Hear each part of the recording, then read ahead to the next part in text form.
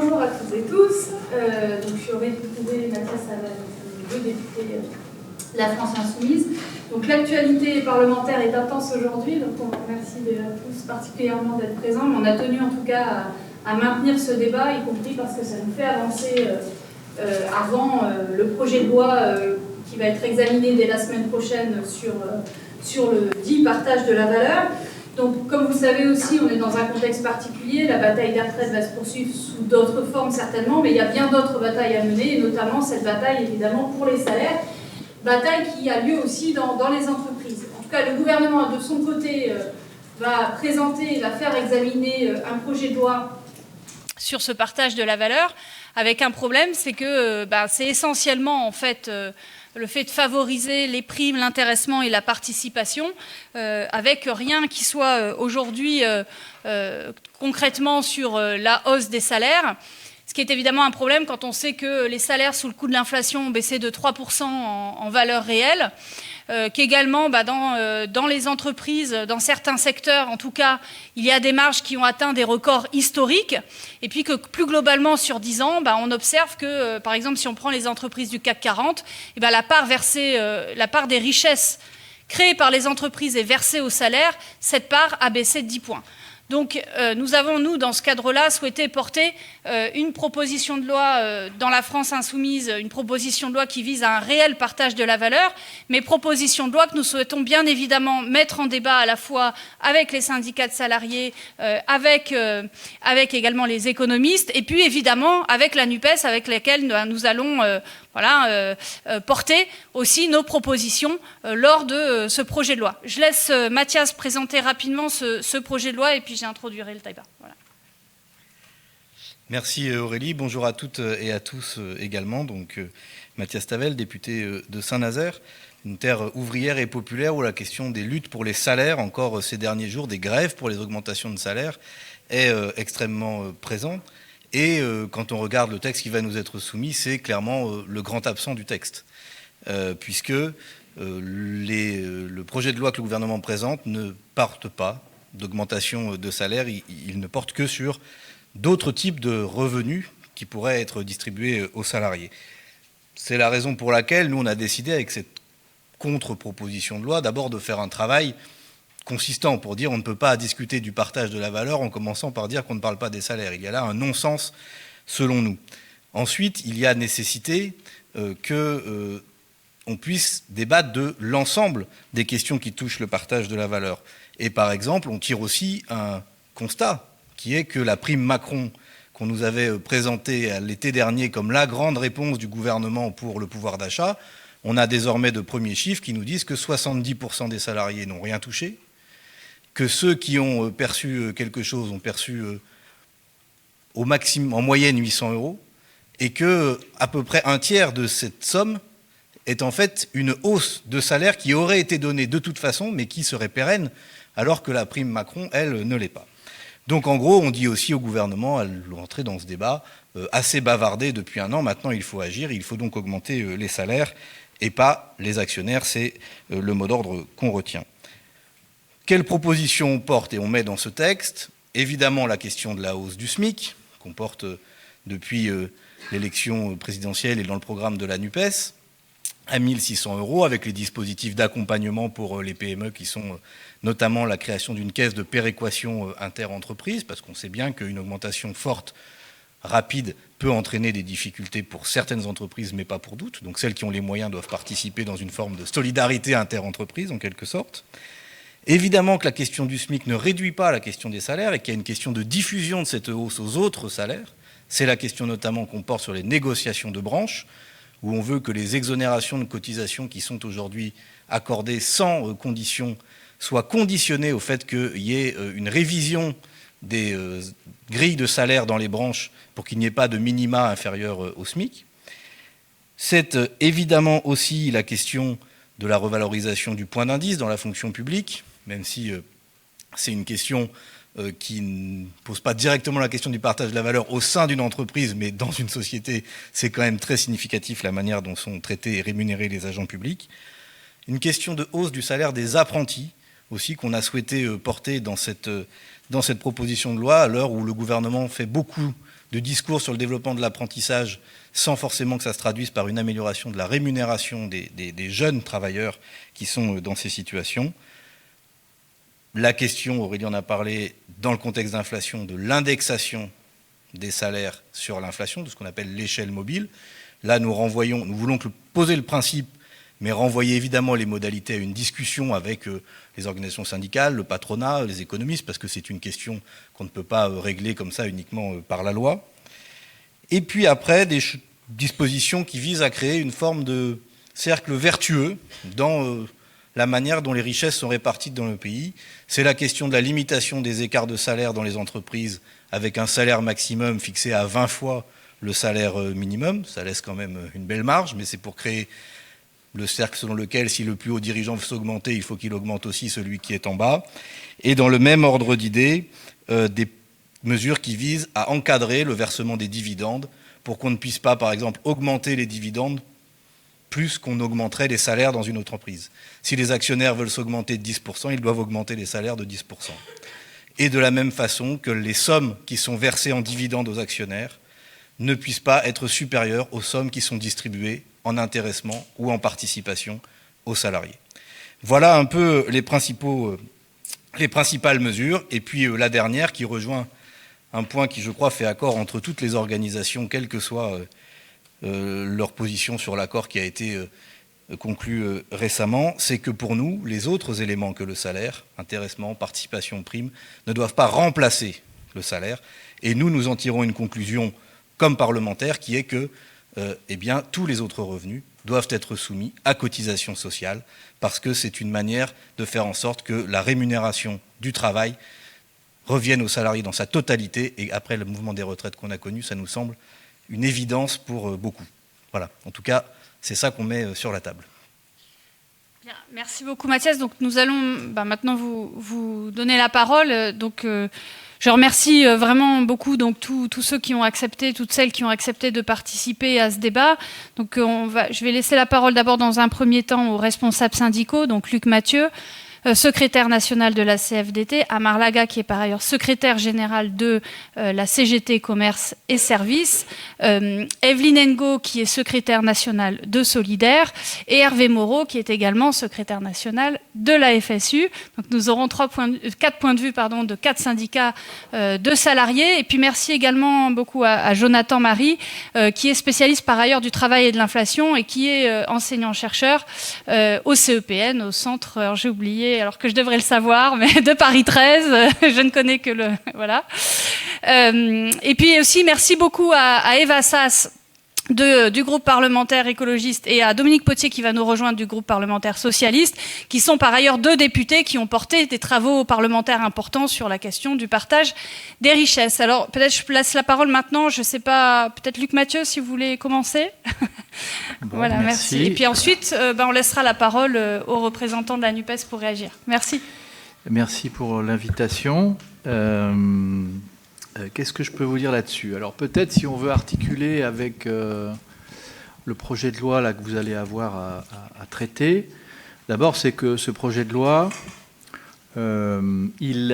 son objectif, c'est la transposition de l'accord interprofessionnel qui a été signé au mois de février sur le partage de la valeur. Bon. Cet accord interprofessionnel, il a été conclu sur la base d'un document d'orientation écrit par le ministère du Travail, qui était centré essentiellement sur les dispositifs d'intéressement, de participation, de primes de partage de la valeur, avec 3 objectifs qui étaient comment est-ce qu'on fait bénéficier tous les salariés, en particulier ceux des plus petites entreprises, de ces dispositifs, comment est-ce qu'on les articule et comment est-ce qu'on oriente l'épargne vers des supports plus vertueux, notamment en matière de transition écologique, etc. Et donc, l'ANI, a été essentiellement autour de ces sujets-là, puisque le document d'orientation le prévoyait. Pour autant, c'est pas tout à fait exact de dire qu'il ne traite pas de la question des salaires, parce que dans ses premiers articles, il aborde quand même la question des salaires et notamment la question des niveaux de classification, des systèmes de classification, de l'égalité entre les hommes et les femmes, en demandant aux branches professionnelles notamment de travailler spécifiquement sur le sujet, avec un engagement fort des entreprises, on verra ce qu'il en sera, mais d'engager notamment dans celles qui n'ont pas respecté leur obligation quinquennale de revoir leur système de classification, comme elles sont obligées de le faire normalement tous les 5 ans, de le faire, d'ouvrir les négociations avant la fin de l'année 2023, premièrement, et deuxièmement, sur l'égalité entre les femmes et les hommes, de travailler spécifiquement sur la mixité des métiers, puisqu'on sait que très fréquemment, les métiers les plus féminisés sont aussi les métiers les moins rémunérés, et que les métiers les plus masculinisés sont les métiers les plus rémunérés, et que donc travailler sur la question de la mixité, c'est aussi travailler sur l'égalité entre les hommes et les femmes. Je dis au passage que ça montre bien ce sujet, qu'il ne suffit pas je dirais qu'on ait décidé des choses dans la loi pour que ça s'applique, puisque l'égalité de salaire entre les hommes et les femmes, elle a été déterminée, si je ne m'abuse, dans le préambule de la Constitution de 1946. Donc on voit qu'il s'est passé un petit peu de temps et qu'on n'y est toujours pas. Et deuxième sujet sur l'égalité professionnelle, l'accord dit aussi il ne suffit pas de regarder, comme on le fait dans les rapports de situation comparée dans les entreprises ou dans les groupes ou dans l'index égalité, la question salariale via les niveaux de classification, mais il faut aussi les regarder par les métiers types, parce qu'il y a des tas de branches dans lesquelles, quand on regarde les salaires entre hommes et femmes par niveau de classification, on ne voit pas de différence, alors que quand on les regarde par les métiers types, on a de grosses différences, que ce soit sur le salaire fixe ou sur le salaire variable. Et donc, voilà, ce sont les... Alors certes, c'est, on va dire, c'est pas extraordinaire comme traitement de la question salariale, mais je pense que c'est important quand même de le dire, parce que c'était important de marquer un certain nombre de choses sur ce sujet qui sont et donc qui ont été signées dans l'accord. Voilà. Alors après, on traite spécifique. Bon, pour revenir sur la question. Donc, ce que je veux dire, c'est qu'il ne faut pas vouloir faire porter au projet d'accord, enfin au projet de loi plutôt, des sujets qui n'a visiblement pas vocation à traiter. Alors tous les sujets que vous avez abordés évidemment sont très importants, mais j'allais dire que tel qu'il a été conçu, le projet de loi, il ne fait que décliner ce qu'il y a dans l'accord. Donc, et que l'accord, il est le résultat de la négociation et le résultat de l'équilibre qui a été trouvé entre les partenaires sociaux sur le sujet. Maintenant, si on en vient, j'allais dire, à deux sujets que je voudrais peut-être aborder, c'est la question de l'augmentation du SMIC et du niveau du SMIC et du nombre de personnes au SMIC, d'une part, et puis la question de la négociation dans les branches.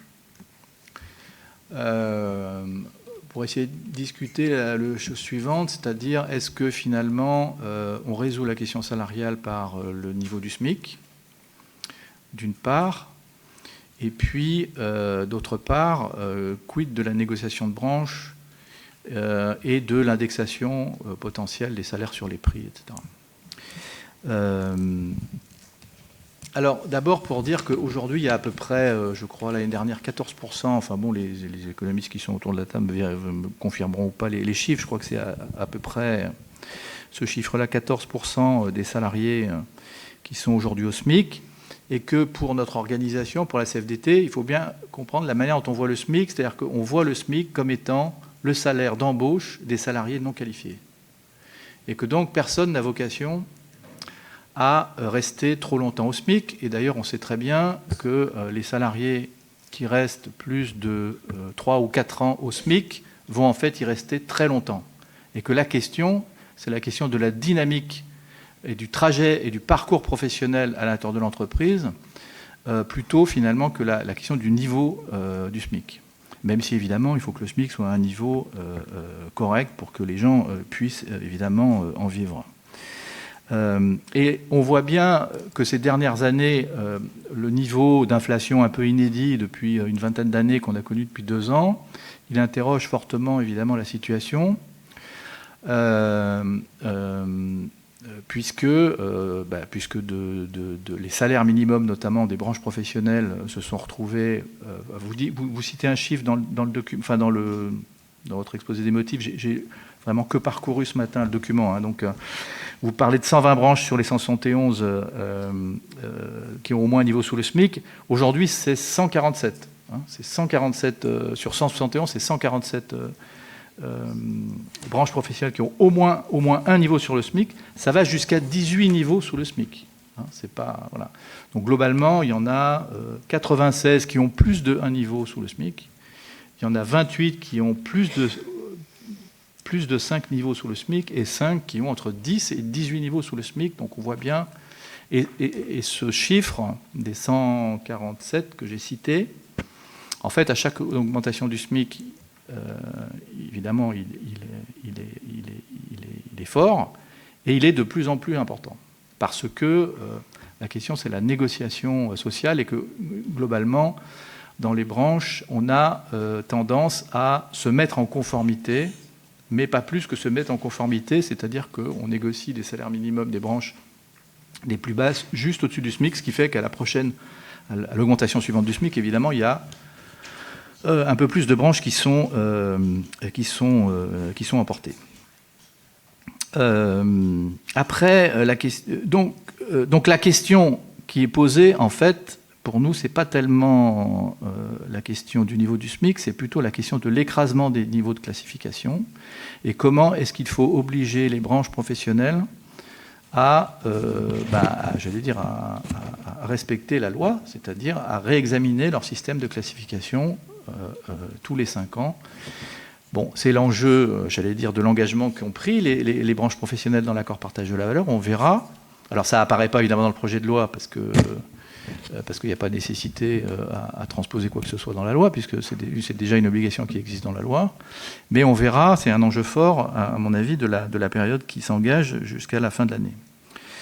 Et c'est au travers de ce sujet-là qu'on pourra enclencher ou pas une dynamique salariale dans les branches et par contre-coup ensuite dans les entreprises. D'ailleurs, ce que je dis sur les branches du privé, on pourrait le calquer sur les services publics, puisque aujourd'hui, je crois qu'il y a au moins 12 niveaux des niveaux de salaire des catégories C qui sont sous le SMIC. Enfin bon, bref, je dirais que la même logique est à l'œuvre dans le secteur public. Là, c'est un peu différent, puisqu'évidemment, c'est l'État qui intervient directement et pas des employeurs. Deuxième sujet, la question de l'indexation. Alors, je ne vous cache pas qu'on est relativement réticent à cette indexation des salaires sur les prix, pour une raison qui ne tient pas à la boucle prix-salaire, même si c'est un sujet, mais surtout parce que c'est quoi la réalité de ce qui s'est passé depuis 2000 sur l'inflation, les prix et les salaires. C'est que si on remet un indice 100 en 2000 et qu'on regarde quelles ont été l'évolution des prix d'un côté et des salaires de l'autre, eh bien les prix sont augmentés à 140 et les salaires à 170. Ce qui est d'ailleurs logique, c'est que l'augmentation logique des salaires, elle emporte la question de l'inflation, mais aussi la question du partage des gains de productivité. Et c'est globalement ce qui s'est passé. Ce qui veut dire que indexer, à notre avis, les salaires sur les prix, que ce soit au niveau des minima de branche. Alors d'abord, si c'était le cas pour les minima de branche, ça voudrait dire que ça tuerait la négociation. Pour nous, la négociation salariale n'existerait plus dans les branches. Ça veut dire que globalement, c'est la nature même, et je dirais l'existence même des branches qui serait menacée, parce que s'il n'y a plus de négociation salaire dans les branches, c'est déjà compliqué après les ordonnances Macron et le classement des différents sujets entre les branches et les entreprises, ça serait d'autant plus compliqué. Et puis surtout, ça, en quelque sorte, ça vitrifierait un peu le sujet. Et à notre sens, ça serait compliqué. Ça serait compliqué aussi dans les entreprises parce que, évidemment, si l'employeur est déjà engagé par l'obligation qui lui serait faite d'indexer ses salaires sur les prix, eh bien, c'est pareil, la négociation salariale dans les entreprises serait très, très compliquée. Et du coup, le partage des gains de productivité en matière salariale serait d'autant plus compliqué. Donc, j'allais dire que, vous voyez qu'on n'est pas forcément tout à fait en accord avec les propositions que vous avez faites tout à l'heure. Il y a en revanche des sujets que vous avez abordés qui nous semblent pertinents, c'est notamment comment est-ce que on articule les différents niveaux de salaire entre les salaires, soit le salaire moyen, soit les salaires les plus bas et les salaires les plus hauts à l'intérieur de l'entreprise, parce qu'on voit bien que ce sujet a pris dans certaines entreprises une dimension un peu qui n'a plus beaucoup de sens, et que sans doute la limitation de l'écart entre les plus hautes et les plus basses rémunérations est sans doute aussi un sujet. L'autre sujet, puis je reviens du coup sur les questions précédentes, c'est comment est-ce qu'on oblige les branches et les entreprises à respecter un certain nombre de choses. Pour nous, c'est en particulier par la conditionnalité des aides publiques, et notamment la conditionnalité des allègements de cotisations qu'on peut le faire. C'est pour ça qu'on porte, nous, globalement, on l'a fait l'année dernière dans le débat sur la loi pouvoir d'achat, et sans doute qu'on proposera aux députés 2 amendements dans la loi de transposition, même on verra si ça sera ou pas considéré, je sais pas, comme des cavaliers ou pas. C'est la question de la conditionnalité des aides, c'est-à-dire de dire que chaque fois qu'une branche professionnelle a durablement ses salaires inférieurs au SMIC, c'est-à-dire si elle ne négocie pas dans le délai de 45 jours qui lui est assigné par la loi, et donc si au bout d'un certain temps elle n'a pas entamé une négociation, eh bien c'est de suspendre les exonérations de cotisations sur les bas salaires. Mais c'est aussi de faire la même chose individuellement, j'allais dire, lorsqu'on se retrouve avec des salariés qui passent plus d'une certaine durée de temps au SMIC. Parce que comme je disais tout à l'heure, pour nous, le SMIC, c'est vraiment un salaire d'embauche des salariés non qualifiés, et que l'objectif de l'entreprise, ça doit être justement de les faire rentrer dans ce qu'on a appelé à une certaine époque l'ascenseur social à l'intérieur de l'entreprise, etc. Et donc le projet d'amendement, c'est de dire si un salarié reste plus de 2 ans au SMIC, eh bien, on suspend les aides, les exonérations de cotisation ou les allègements de cotisation dont bénéficie l'entreprise le concernant. Voilà. Et on a, à part ça, toute une série d'amendements qui précisent la loi et une autre série d'amendements qui nous semblent importantes. Ça concerne le partage du pouvoir à l'intérieur de l'entreprise. Parce que partager la valeur, ça va aussi avec le partage du pouvoir à l'intérieur de l'entreprise. Et donc la question des administrateurs salariés. La question des administrateurs salariés, aujourd'hui, ce qu'il faut bien comprendre, c'est que, contrairement à ce qu'on veut bien nous expliquer quelquefois, on est très en retard par rapport à ce qui se passe au niveau européen. La moyenne des pays européens, la moyenne des administrateurs salariés dans 17 pays européens, c'est 30% des conseils d'administration qui sont des administrateurs salariés. Ce n'est pas du tout le cas en France. Premièrement, donc c'est la proportion d'administrateurs salariés. C'est deuxièmement l'abaissement des seuils. Aujourd'hui, pour avoir des administrateurs salariés, il faut que l'entreprise ait au moins 1000 salariés. On propose de passer à 500 comme ça se passe ailleurs. Et puis le troisième point, c'est la question des entreprises qui sont soumises à ça, puisqu'un certain nombre d'entreprises aujourd'hui ne sont pas soumises à ces obligations. C'est le cas en particulier des SAS ou des holdings. Voilà. Et donc ça fait partie du... Voilà, et puis je vais m'arrêter là parce que je parlais déjà très très longtemps. Merci beaucoup en tout cas. Bon, oui, je suis désolée, c'est qu'on est pris par le temps, puisqu'il y a la motion de censure, puis je crois qu'il y a un certain nombre de... Enfin, en gros, à 17h30, il faut qu'on arrive à terminer. Voilà. Bon, peut-être juste pour relancer...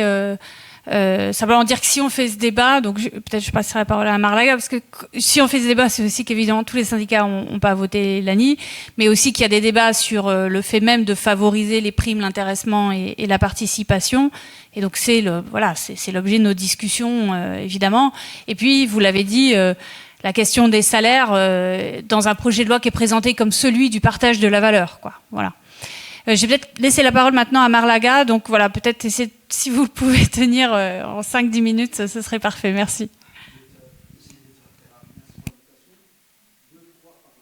2-3 éléments dans la discussion. Effectivement, notre organisation syndicale n'a pas signé l'ANI pour plusieurs raisons. Tout simplement, on est sur l'extension de l'accord qui était déjà signé précédemment. Cela étant, on va juste rappeler 2-3 éléments. Pour les entreprises, moi je viens d'un secteur du commerce et des services, où ces grands groupes ont bénéficié d'aides publiques pendant des années, où ces grands groupes ont pu arranger les chiffres à leur façon. C'est pour ça que l'histoire des primes me perturbe, parce qu'aujourd'hui, tout le monde sait qu'on peut, quand vous êtes dans un groupe, arranger les chiffres, je vais le dire à ma façon, de l'argent à la sauce du patronat, pour qu'il n'y ait aucune répartition des richesses pour les travailleurs. Si je prends le groupe Casino, tout le monde, parce que ça tombe très bien, M. Naouri qui s'est augmenté l'année dernière, son salaire tout simplement, lui, de 72%, d'augmentation, de 48 000 est passé à peu près à 85 000. Les chiffres du groupe étaient très bien pour M. Naouri. Aujourd'hui, cette entreprise va déclarer faillite. Je dis Casino est en train de perdre avec des milliers d'emplois. On voit comme quoi les primes, si on parle de primes, on peut tout dire à des chiffres, parce que ce sont des chiffres. C'est pour ça que la société est contre les primes. Et on pense que les primes, on est sur le débat sur les retraites, ne génèrent pas de cotisation sociale. C'est pour ça qu'on a cette divergence sur la question des primes. Et nous, on est sur la question des salaires. Et on pense aujourd'hui, effectivement, on peut être d'accord sur un point, mais pas sur les 2 ans. Aujourd'hui, quand vous êtes embauché, vous avez des aides qui vous permettent d'embaucher un salarié au SMIC. C'est pour ça que le patronat a trouvé cette solution d'embaucher les salariés et de les maintenir dans la précarité, ce qui leur permet d'avoir énormément de salariés autour du SMIC. Je vais vite parce qu'on est pris par le temps. Mais nous, on pense qu'aujourd'hui, la question du pouvoir d'achat ne peut pas se résumer aux primes. Ça a déjà fait ses preuves. On a eu la prime Macron, on a eu la précédente prime, et on voit les résultats pour les grands groupes, surtout les entreprises dans le secteur du commerce et des services. Il n'y a pas ces primes. Il y a énormément de métiers aujourd'hui dans les métiers de service où vous n'avez aucune prime. Ce n'est pas vrai. La prime Macron, si on prend dans le commerce, je prends Carrefour parce que c'était Bompard à l'époque, qui avait annoncé d'avoir cédé 1 000 € à tous les salariés. C'était la bonne époque de Bompard. Mais dans la foulée, ce que disait aussi Bompard, annonçait la cession de centaines de magasins en location-gérance. De fait, ça va créer de la précarité. Vous perdez votre 13e mois, vous gagnez 1 000 € par l'heure de prime, à peu près 1 000 €, et vous perdez tout ce que vous avez conquis pendant ces... C'est pour ça que nous, on est opposés aux primes. Et aujourd'hui, tous les salariés, tous les sondages qu'on a dans nos secteurs, les salariés parlent de pouvoir d'achat. C'est un salaire qui leur permet de vivre dignement. Il est temps qu'aujourd'hui, parce qu'on parlait de répartition des richesses, pour l'instant, tous les chiffres ne vont pas pour les travailleurs. Je prends juste quelques enseignes. Moi, je vais parler de Alexandre Bompard, qui s'est augmenté tout simplement encore cette année de 7%, avec un salaire annuel de 9 millions, 576 fois le SMIC. Voilà le salaire de Bompard. Il s'est augmenté, lui, de 7%. Et quand vous avez les salariés de Carrefour, ils sont à peine à 2%. Elle est là, la divergence entre la conception de la prime et du salaire. Nous, on estime qu'il faut un salaire. Si je prends, j'avais dit M. Naouri, qui s'est multiplié, je ne sais même pas, par 10 ou par 30 son salaire. Si je prends Auchan qui a versé, lui, le groupe Auchan qui a bénéficié d'aide publique pendant des années, a augmenté ses salariés à peine 2%. 2%, je dis bien 2% avec débrayage, grève pour obtenir 2%. Lui a tout simplement versé l'année dernière à peu près 1 milliard à ses actionnaires, tout simplement. Voilà la réalité concrète que vivent les salariés de nos secteurs. Alors je ne dis pas que tous les salariés le vivent, mais je peux donner d'autres salariés qui dépendent du groupe Bernard Arnault, Sephora, tous les grands groupes de luxe sur la région parisienne, 10 millions d'euros en actions l'année dernière. Et quand vous parlez à des salariés de nos secteurs, on est à un salaire aujourd'hui, je dis bien un salaire, aujourd'hui on est à 1 200 €, 1 300 € pour une personne qui a temps plein, je dis bien avec temps plein, qui a 15 ans d'ancienneté. Voilà la réalité. Et sur la question des branches, c'est pour ça qu'on a peut-être une divergence, ou peut-être de compréhension. Nous, on a travaillé sur le 1er mai. On est à peu près 48 branches de nos secteurs d'activité qui sont encore en dessous du SMIC aujourd'hui, au 1er mai 2023. Ça vient de sortir, on va les republier. Et là où ce qui nous perturbe un peu, c'est toutes ces questions salariales. On a interpellé je rappelle, pendant la crise du Covid, moi je vais parler pour les secteurs que je connais très bien, certains salariés de nos secteurs ont été applaudis, on nous avait promis des renégociations salariales, ce que renvoie l'accord en ami. On nous renvoie sans aucune garantie de négociation en branche. Moi je me rappelais l'ancienne ministre, première ministre à l'époque, et la ministre du Travail avait nous dit, pour le commerce, il était urgent qu'il y ait des débats pour les salariés du commerce pour parler d'augmentation de salaire pour les caissières. Je rappelle qu'il y a eu énormément de salariés qui ont perdu la vie. On nous avait promis des négociations dans la branche, dans la FCD, jusqu'à aujourd'hui, depuis 3 ans, aucune négociation. De fait, de renvoyer la négociation à la branche, ça ne veut pas dire qu'il y a un résultat derrière. Et l'ANI nous repropose pareil, nous renvoie de discuter en branche, sans aucune contrepartie.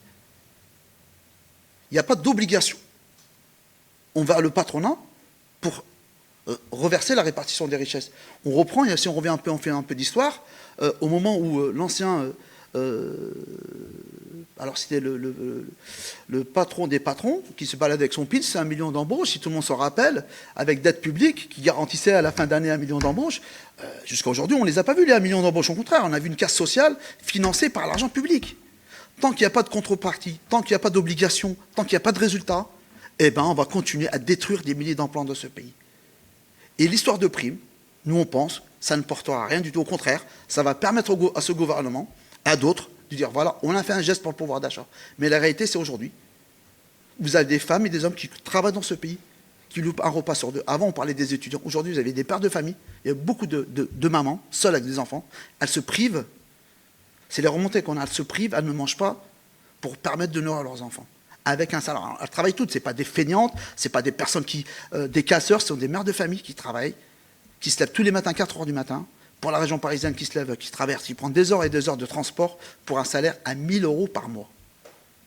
Et cela, on va leur dire, vous entendez, les primes vont arriver, le gouvernement va vous laisser des primes, sur quelles conditions? Personne ici peut nous dire quelles sont les conditions qui seront à venir dans les groupes de négociation. Toutes les entreprises pourront arranger les chiffres qu'ils veulent. On l'a vu chez Carrefour, on l'a vu là, je vous dis là, récemment, Casino. Pour que Casino, si le PDG de Casino, M. Naouri, s'augmente plus du triple, voire de temps à tant de pourcentage, c'est que les chiffres étaient bons au moment où on a présenté ça devant l'Assemblée des actionnaires. Et 6 mois après, nous avons M. Naouri qui est convoqué par la justice pour être auditionné par rapport à ce qui va se passer dans cette entreprise. Et ça, des exemples, on en a plein. C'est pour ça qu'on pense que la prime, aujourd'hui, c'est un leurre pour nous sortir réellement de ce qui est en train de se passer dans notre pays. Il y a une inflation qui est immense, nous on est favorable, parce qu'on l'a lu vite fait ce matin, parce que je l'ai lu tardivement le projet, on le partage, il y a quelques éléments encore à retravailler, mais on partage l'indexation sur l'inflation, ça marchait, ça ne veut pas dire que c'est ce qu'il faut aujourd'hui, mais au moins pour l'enjeu de l'inflation, il faut la calculer par rapport à cela, parce qu'aujourd'hui, dans les entreprises, les premiers résultats qu'on a dans les augmentations, on en tourne entre 2% et 3%. Voilà ce qui sort dans les entreprises. Là, c'est quand il y a grève. C'est quand il y a conflit, quand il y a, c'est-à-dire on perd de l'argent, quand on se met en bataille pour obtenir les 2-3% d'augmentation. Et en sachant que les propres dirigeants de ces boîtes, eux, s'augmentent au minimum de 7%. Voilà un peu la divergence. Sinon, on sera attentif à ce projet de loi. On va regarder si on peut amender ou pas, parce qu'on n'a pas eu le temps. Mais ce que nous propose le gouvernement, vous en doutez bien que pour notre organe syndical, on est loin du compte, voire peut-être un peu une mascarade envers les travailleurs. Merci beaucoup. Je passe la parole à Geneviève Ngo pour Solidaire. Pardon. Evelyne Ngo, pardon, excusez-moi. Mettre le son, là. Oui, nous, on fait le constat que la répartition des richesses dans ce pays n'a cessé de se dégrader dans le long terme en masse. Parce que si on remonte jusqu'à 1950, jusqu'à 1973, les salaires représentaient 70% de la valeur ajoutée, et de 1990 à nos jours, à peu près 65%. Sur la période la plus récente, on assiste à une explosion des versements des dividendes des entreprises du CAC 40 de façon absolument effarante. Elles se sont très vite remises de la crise Covid. Puisque si on regarde les dividendes versés et rachats d'actions, on atteint 80 milliards d'euros en 2022, ce qui est quand même incroyable comme chiffre, contre 68 milliards d'euros en 2021. Et ces 68 milliards d'euros, c'est plus 30% par rapport à 2020. On voit que la crise Covid, elle a été très vite avalée, très vite passée. Donc ils se sont bien remis. Et ils se sont versés, les entreprises du CAC 40, des dividendes assez considérables. On a un top 3 des entreprises versant des dividendes records en 2022, comme Total Energy, 13 milliards d'euros, LVMH, 7 milliards, Sanofi, presque 5 milliards d'euros. Puis derrière, BNP Paribas, Stellantis, AXA, le Crédit Agricole. On voit qu'il y a le secteur bancaire, assurantiel, de l'énergie. Bref, le secteur pharmaceutique, Sanofi s'est fait drôlement du beurre pendant cette période Covid. On peut dire qu'ils ont l'argent et que ça ne sert pas à investir dans l'entreprise comme ils le prétendent, puisqu'ils le distribuent aux actionnaires. Quant aux salaires, évolution plancher, ce n'est pas les salariés qui bénéficient de la manne, puisque l'ensemble des salaires a décroché de l'inflation qui est partie notamment de la crise énergétique, maintenant qui est plus centrée sur les produits alimentaires. Et tout ce qu'on a, et constamment, que ce soit le secteur public ou privé d'ailleurs, c'est des petits coups de revalo du SMIC, qui maintenant établissent le SMIC à 1383 €, donc à peu près plus 4% pour une inflation sur un an en glissé qui s'établit à peu près à 6%, un petit peu plus de 6%, et qui s'accélère après un léger ralentissement. C'est reparti. Les prix de l'alimentaire bondissent, ce qui va pénaliser grandement les plus bas salaires en termes de consommation. Donc un SMIC qui ne suit pas l'inflation, des qualifications qui ne sont pas reconnues à leur niveau. Alors, mon camarade de la CGT rappelait que dans le commerce, on avait fait des promesses de négociation collective pour les salariés qui ont subi la crise durement dans le commerce et qui ont été victimes, comme les caissières. Il y a le nettoyage aussi, d'ailleurs. Et c'est vrai que la reconnaissance des qualifications n'est pas là. En particulier pour les femmes, mais pas que. Le secteur du commerce est très largement constitué de femmes sous-rémunérées.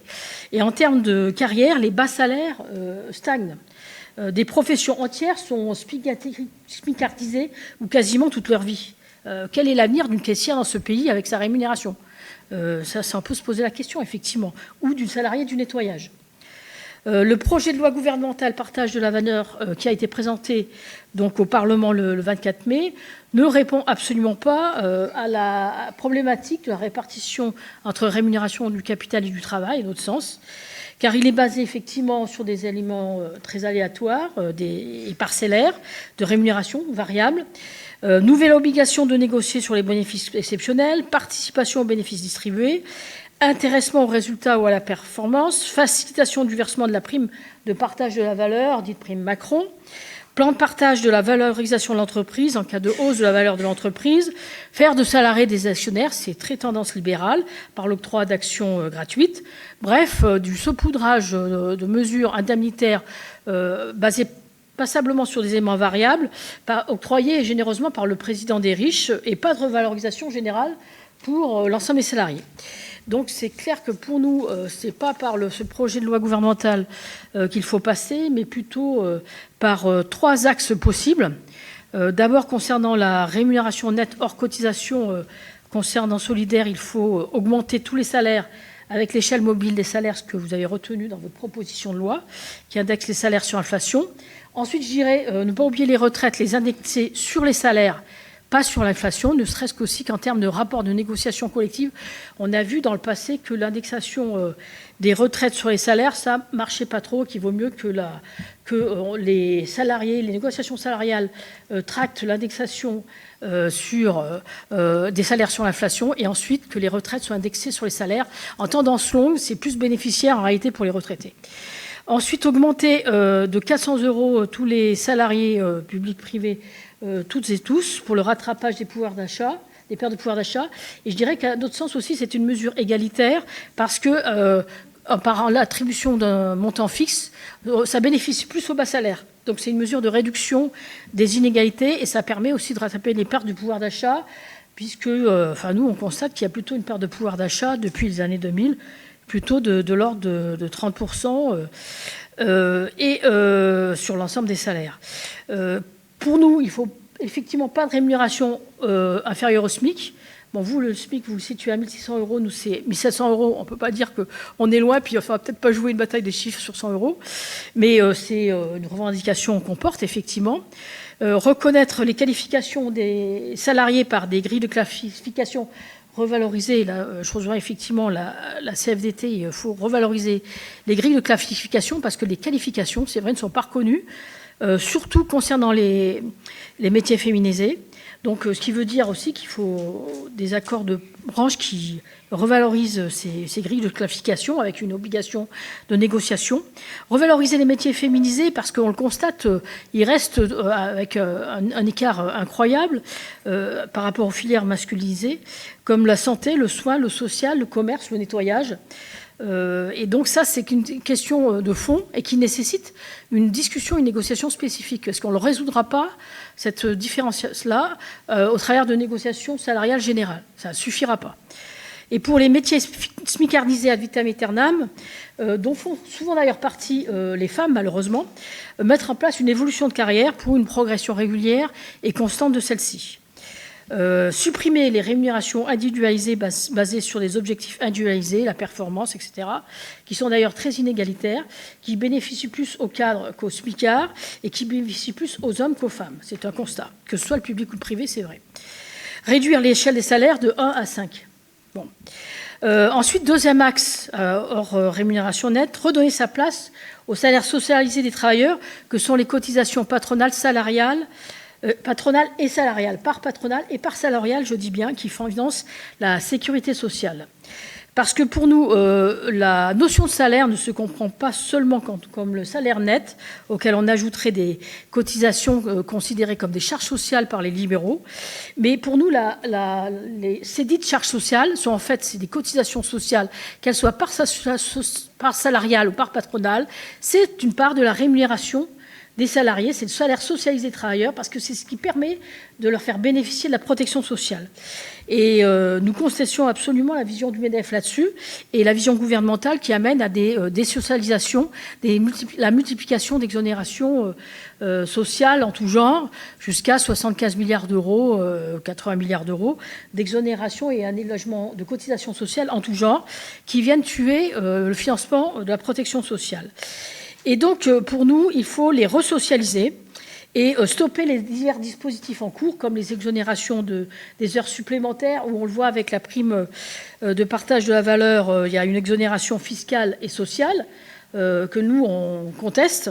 Et à ce niveau-là, on voudrait ajouter d'ailleurs, concernant les exonérations fiscales, qu'elles viennent saper le financement des services publics et que si on parle de partage de la valeur au sens large, de partage des richesses au sens large, le partage des richesses passe aussi par le développement des services publics qui sont financés par la fiscalité, par le système fiscal, et pour ça, il faudrait un système fiscal juste, et parce que un fiscal juste qui aille reprendre l'argent un peu dans la main des super profiteurs et dans la poche des actionnaires.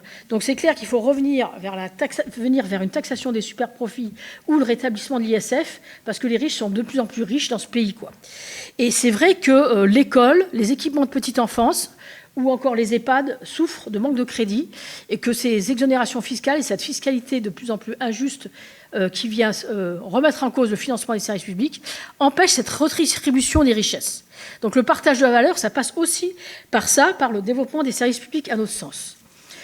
Donc pour nous, il faut donc, pour établir un salaire socialisé des travailleurs, il faut augmenter les cotisations sociales patronales, supprimer donc toutes les exonérations sociales, qui sont pour nous un élément essentiel de rémunération, mettre en place, les cotisations sociales étant un élément essentiel de rémunération, mettre en place, pourquoi pas, une cotisation assise sur les dividendes affectés aux caisses de sécurité sociale, ce qui permettrait de reprendre dans la poche des actionnaires ce qui n'est pas entré du fait des allègements, et les faire payer un peu plus. Enfin, troisième axe pour Solidaire, le partage de la valeur passe par le partage du travail, passe par de l'emploi pour tous, passe par du temps pour tous. Parce qu'en effet, le constat est là, un tiers des seniors de 60 à 64 ans est sans emploi. Donc là, il y a un souci, tandis que les jeunes, eux, ils sont dans la galère. Donc les jeunes dans la galère, les vieux dans la misère, non. Donc pour nous, c'est le partage du travail, le temps de travail descendu à 32 heures, avec donc la possibilité ainsi d'embaucher des jeunes. Et je dirais qu'on pourrait mettre en place comme conditionnalité avec la retraite progressive, l'embauche d'un jeune avec le départ d'un ancien en retraite progressive à titre obligatoire, ce qui permettrait un tuilage et aussi de partager le travail, de faire rentrer les jeunes sur le travail, de faire partir les seniors sans qu'ils se retrouvent au chômage.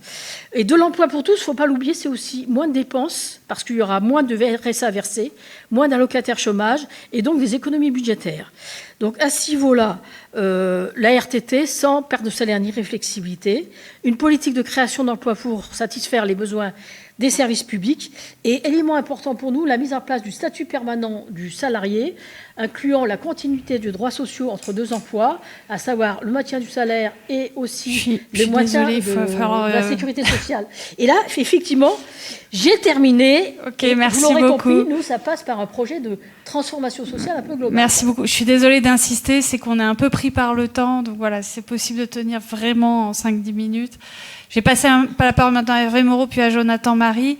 Et puis ensuite, je propose de passer directement la parole aux représentants de la NUPES et d'avoir des questions, parce qu'il y a quelques journalistes qui sont là. Et je pense que ce serait intéressant aussi d'avoir vos réactions et vos questions. Voilà.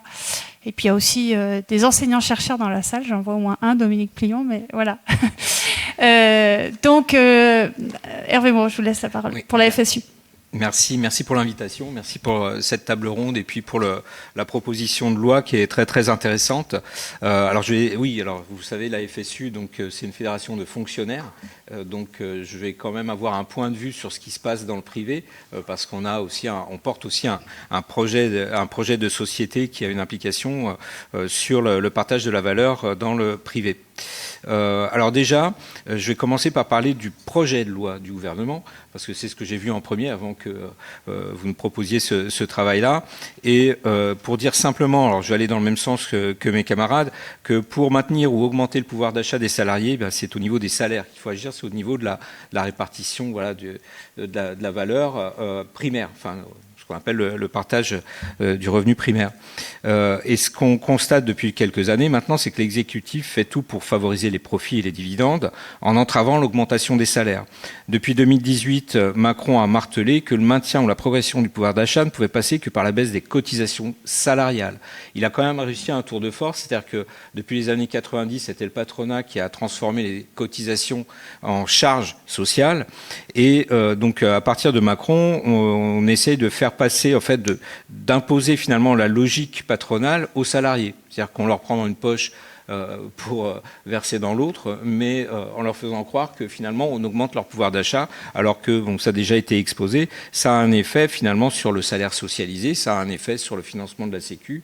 Et puis si on prend aussi les annonces récentes de Macron sur les impôts pour les classes moyennes, ça va avoir un effet aussi sur les services publics. Donc pour nous, c'est une véritable arnaque de prendre systématiquement dans une poche pour verser dans l'autre et pour verser dans les poches des autres aussi quelquefois.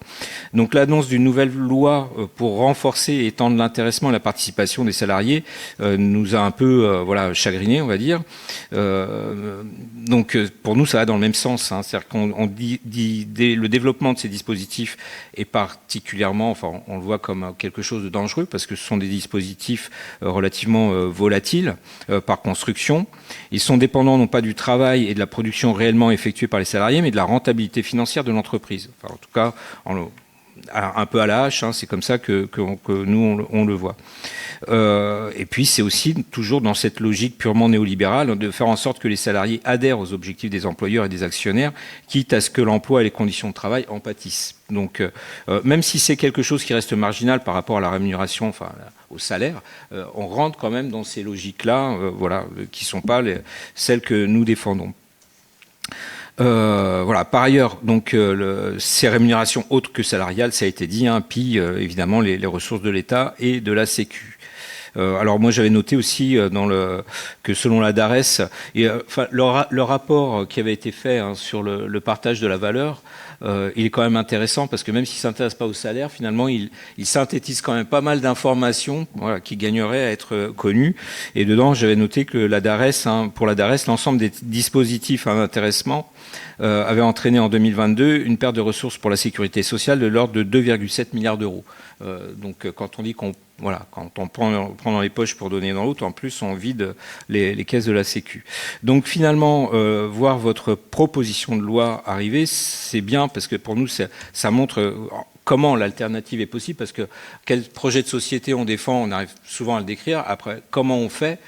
Faut faire tout le travail que vous avez fait, de traduire ça en texte législatif.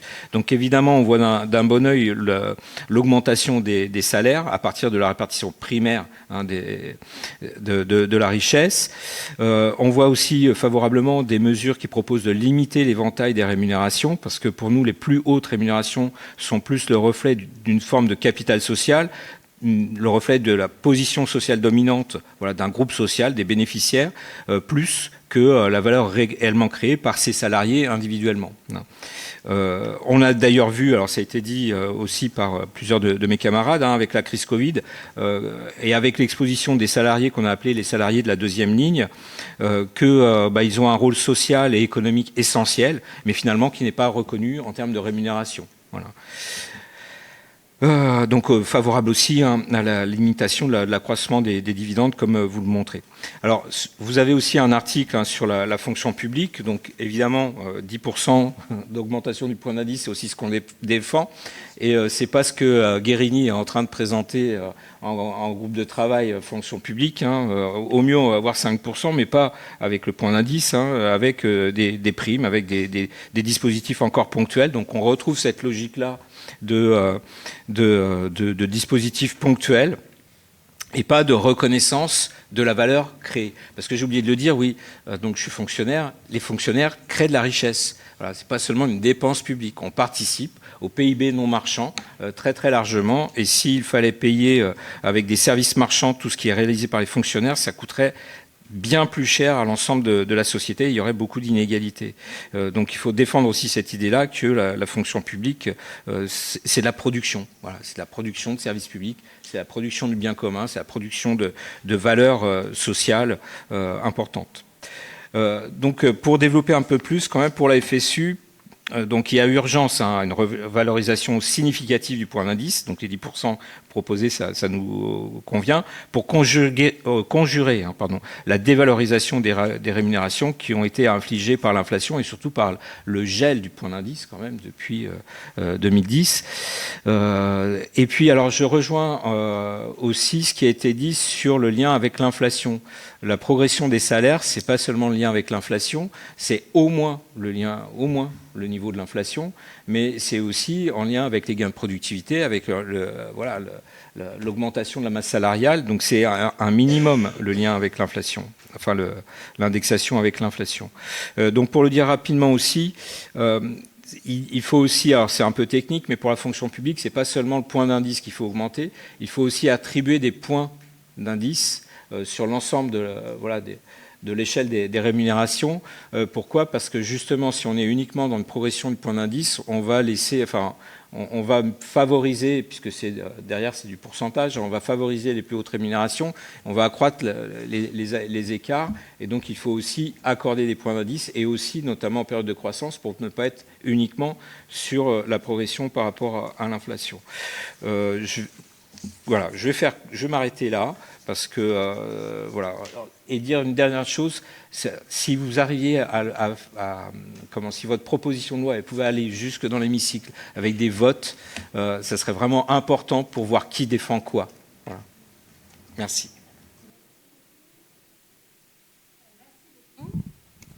Voilà, merci beaucoup. Je dois dire que même 10%, c'est à peine le rattrapage de tout ce que les fonctionnaires ont perdu depuis 2010. Je crois que ça couvre même pas, en fait. Ouais. En fait, on a un mandat de congrès qui est 20%. Voilà. Ouais, voilà, je voulais juste souligner ça, parce qu'ayant été fonctionnaire, je vois bien. Voilà, donc je passe la parole maintenant à Jonathan Marie, donc le Centre d'économie de Paris 13 et enseignant-chercheur en économie. Merci. Merci beaucoup, merci pour cette invitation et cette participation à cette table ronde. De mon point de vue d'économiste, cette proposition de loi m'apparaît particulièrement bienvenue, et moi je vais insister sur l'intérêt de l'indexation des salaires, peut-être dans une perspective un peu plus large que les arguments en faveur de l'indexation qui ont été donnés jusqu'à présent. La longue période, maintenant presque 30 ans d'inflation faible, voire très faible, qui s'est achevée en 2021, a pu donner l'illusion que les questions d'évolution des prix, de progression des salaires, de répartition des revenus entre travail et capital étaient des problématiques du passé. Depuis 2021, le retour de l'inflation rappelle au contraire que ces questions sont au cœur d'enjeux économiques incontournables qui sont assumés dans la proposition de loi.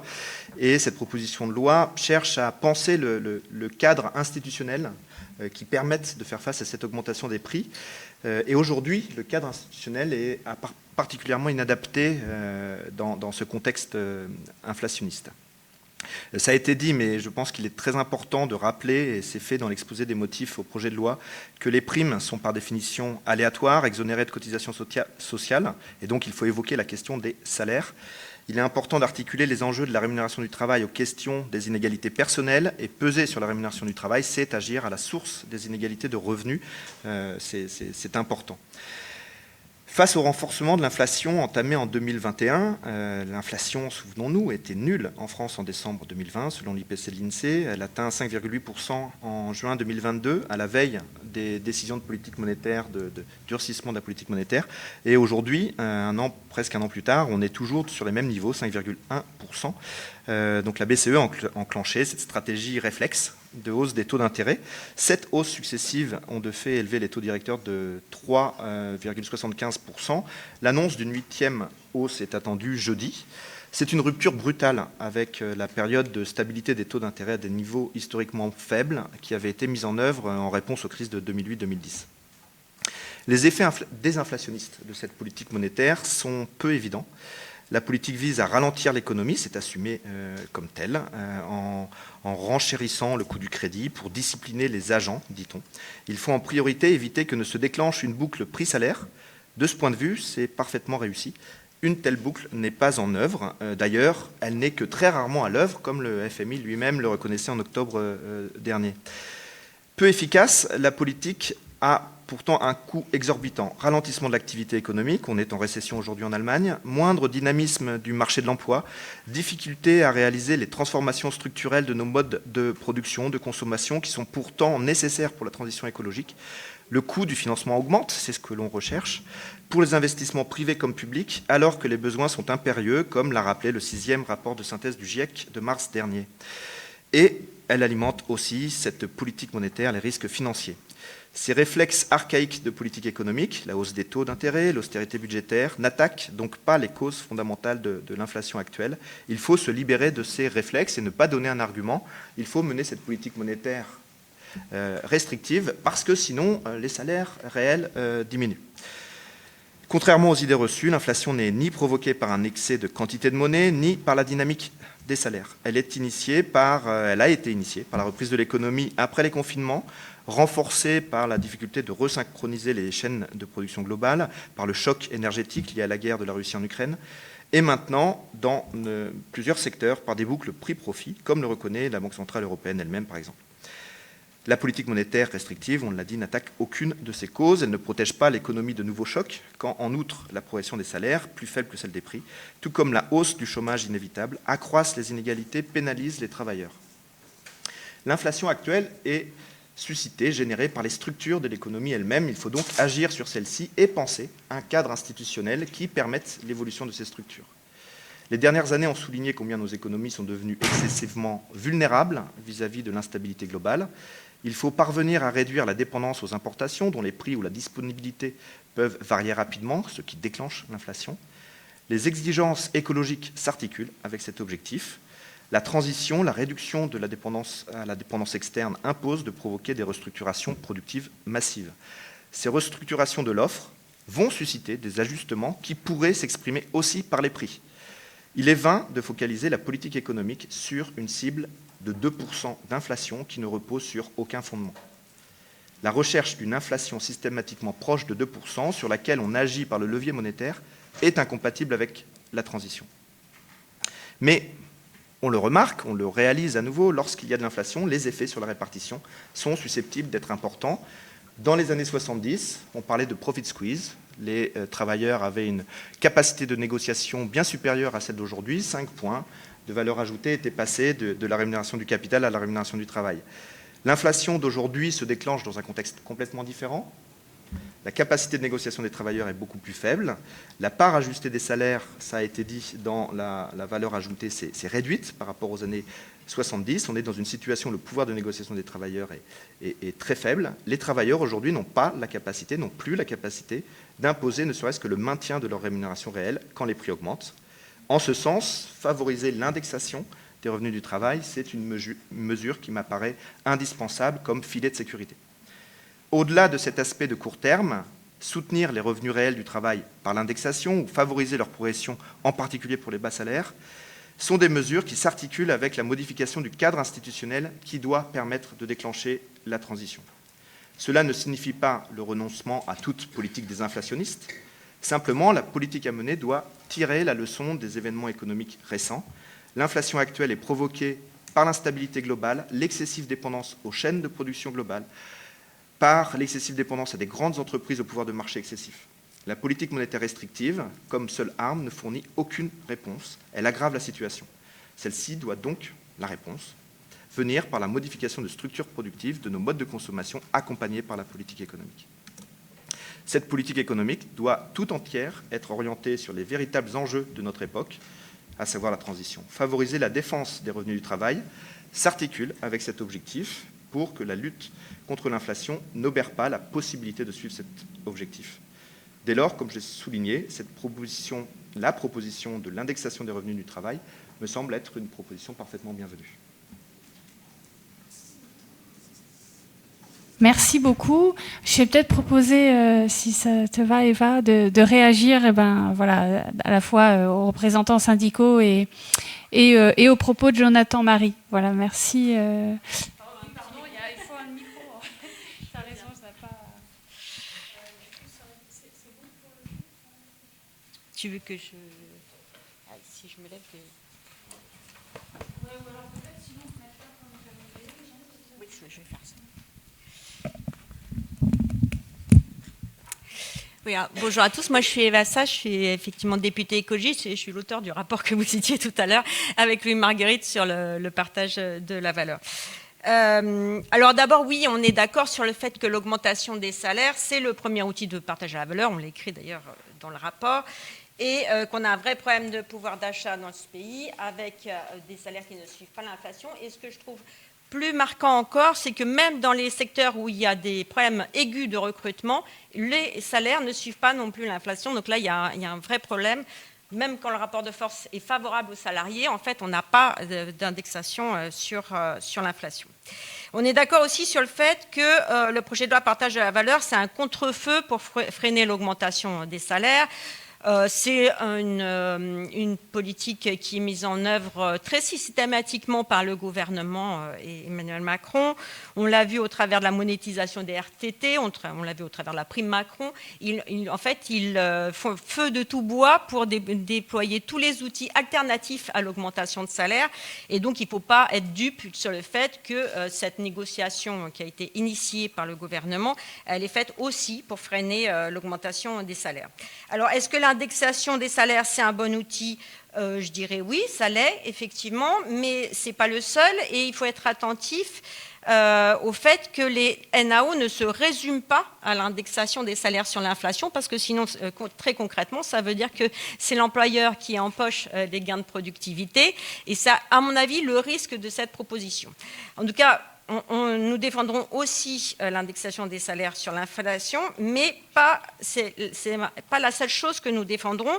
Nous défendrons aussi, ça a été dit, la conditionnalité des aides aux entreprises à la relance de la dynamique salariale sur les négociations de branche et aussi sur les salariés au SMIC au bout de 2 ans. Ça me paraît nécessaire. On donne aujourd'hui de nombreux cadeaux aux entreprises et de nombreuses exonérations de cotisations sociales surtout. Il faut que ces aides elles soient conditionnées et en ce moment, la priorité, c'est la relance de la dynamique salariale. La deuxième chose, c'est que nous défendrons aussi quand même l'amélioration des dispositifs partage de la valeur parce que là où j'ai peut-être une petite divergence avec ce que j'ai entendu, c'est que l'ANI, il a quand même une vertu, c'est qu'il adresse le bon sujet, c'est-à-dire l'extension des dispositifs partage de la valeur aux entreprises de 11 à 50 salariés. Il y avait une demande des salariés de ces entreprises pour bénéficier aussi de l'intéressement et de la participation, en particulier de la participation. Parce que nous l'avons constaté, nous l'avons d'ailleurs écrit dans le rapport, il y a aujourd'hui un salariat à 2 vitesses, les salariés des grands groupes qui sont bien payés et qui en plus ont tous les dispositifs d'épargne salariale, d'intéressement de participation, et puis les salariés des petites boîtes, des moins de 50 salariés, où là on a des salaires plus faibles et en plus on n'a même pas l'intéressement, la participation et ni même les primes Macron en général. Donc, ça a adressé le bon sujet. Ce que je reprocherais à l'ANI, même si il faut laisser parler la démocratie sociale, donc je respecte l'accord qui a été signé, c'est que le dispositif qui est proposé est extrêmement faible. Il est faible pour 3 raisons. D'abord, il introduit la prime Macron comme un outil de partage de la valeur. Ça a d'ailleurs été rebaptisé prime de partage de la valeur, mais en fait, ce n'est qu'une prime de pouvoir d'achat. Donc, ça n'est en rien un outil de partage de la valeur. Les outils de partage de la valeur, c'est l'intéressement de la participation ou l'épargne salariale. Mais ce n'est pas les primes Macron. Et or, ces primes Macron, pourquoi c'est un problème qu'elles soient introduites dans les outils de partage de la valeur? C'est qu'il y a un effet de substitution au salaire, comme nous l'avons montré dans le rapport et comme ça a été dit à plusieurs reprises. L'INSEE montre qu'il y a 30% d'effet d'éviction, ça veut dire que ça se substitue aux augmentations de salaire, et ça n'est pas acceptable, ça doit venir en plus, ça ne doit pas se substituer. En plus, il y a une cannibalisation même de l'intéressement, c'est-à-dire qu'un chef d'entreprise, aujourd'hui, il va avoir le choix entre une prime Macron qui est entièrement à sa main, sur laquelle il n'y a pas besoin de négocier, ou un accord d'intéressement où il doit mettre les organisations syndicales autour de la table. Évidemment, il va choisir la prime Macron. Donc, en fait, on va avoir un recul dans l'intéressement, à contrario de tout ce qui a été défendu d'ailleurs par ce gouvernement dans la mandature précédente qui voulait développer l'intéressement. Donc, ils sont même en contradiction avec leurs propres orientations. Donc, ça, c'est un vrai problème que la prime Macron soit intégrée dans les outils de partage de la valeur. Ensuite, il n'y a pas de minimum. Et ensuite, la première distribution interviendrait en septembre 2025. Donc, comme je le résume un peu méchamment, mais c'est quand même un peu ça, cette année, c'est quand même la PPV à 1 € en septembre 2025. Donc, en aucun cas, ça répond à la question du pouvoir d'achat dans notre pays. Et donc, nous ferons des amendements pour améliorer ce dispositif parce qu'il ne faut pas jeter le bébé avec l'eau du bain et qu'il y a un vrai sujet sur le fait de déployer les outils de partage de la valeur sur les entreprises de 11 à 50 salariés et même d'ailleurs sur les moins de 11, il faut aussi aller sur ce sujet-là. Deux dernières choses auxquelles nous serons attentifs et sur lesquelles nous ferons des amendements, l'impact de l'optimisation fiscale sur le partage de la valeur. Ça n'a pas été tellement évoqué jusque-là, mais ce qu'on observe dans les entreprises, c'est qu'il y a une évasion fiscale, parfois d'ailleurs quand même avec la complicité de l'administration fiscale, il faut le dire, puisqu'ils sont parfois d'accord sur des conventions de prix de transfert que nous ne devrions pas accepter. Et donc, il y a un déplacement de la valeur ajoutée à l'intérieur des groupes, vous l'avez dit à demi-mot, mais où ça remonte souvent, le résultat remonte au niveau de la holding, s'il n'y a pas de participation pour toutes les entreprises à l'intérieur de ces groupes, ou carrément hors de France. Alors là, c'est même plus comptabilisé pour le coup dans la valeur ajoutée. Donc on dit le partage de la valeur ajoutée est stable depuis 1990, mais c'est oublié qu'il y a toute une partie de la valeur ajoutée qui est en fait déplacée hors de France par le biais de ces prix de transfert. On estime que c'est à peu près 40 milliards d'euros, donc 1,6 point de PIB. Donc c'est pas tout à fait rien. Donc nous ferons également des amendements sur cette question-là. Et dernière chose, la question de la gouvernance a été évoquée. Moi, je pense aussi que le meilleur outil de partage de la valeur, c'est quand les salariés sont à la tête des entreprises. Et donc, pousser effectivement la question des administrateurs salariés dans les conseils d'administration et aussi pousser le modèle coopératif, qui nous semble un modèle extrêmement vertueux, sur lequel on pourrait développer beaucoup plus. Quand c'est en place, ça fonctionne, mais malheureusement, c'est encore peu connu et peu développé. Donc, je pense que c'est le rôle aussi de la nation de pousser ce modèle qui est nettement plus vertueux que les entreprises capitalistes conventionnelles. Voilà, merci. Merci beaucoup Eva, je retiendrai donc que le mieux c'est encore que les travailleurs soient à la tête de l'entreprise, c'est quand même ma citation préférée. Je passe la parole à Marianne Maximi qui est une des 4 co-auteurs de la proposition de loi. Oui, bonjour. Je vais être assez rapide parce qu'on est pris par le temps. Donc moi, je suis Marianne Maximi, députée LFI de Clermont-Ferrand.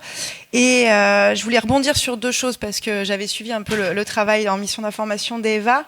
Et ça a été repris d'ailleurs par le représentant de la FSU sur les chiffres de la DARES qui me semblaient évidemment très intéressants dans un contexte de réforme des retraites où on nous parle évidemment d'un déficit et qu'on voit quand même que la DARES elle-même nous montre que sur 2022, c'est quand même 2,7 milliards d'euros de manque à gagner avec les exonérations de cotisations.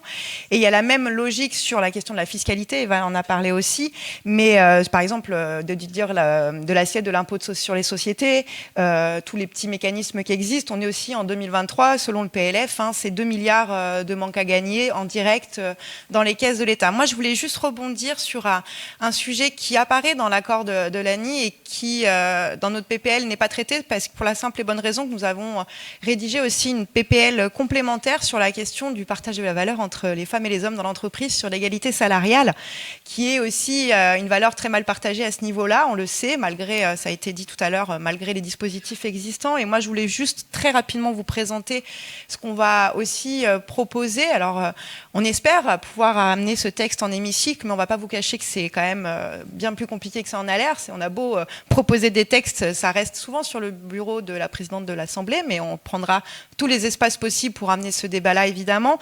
Alors, sur la question de l'égalité femmes-hommes et l'égalité salariale, on a évidemment repris des mesures que vous connaissez sûrement, qui étaient aussi dans notre programme L'Avenir en commun. Donc, c'est la création dans toutes les entreprises d'au moins 11 salariés d'une commission de contrôle salarié sur l'égalité entre les femmes et les hommes.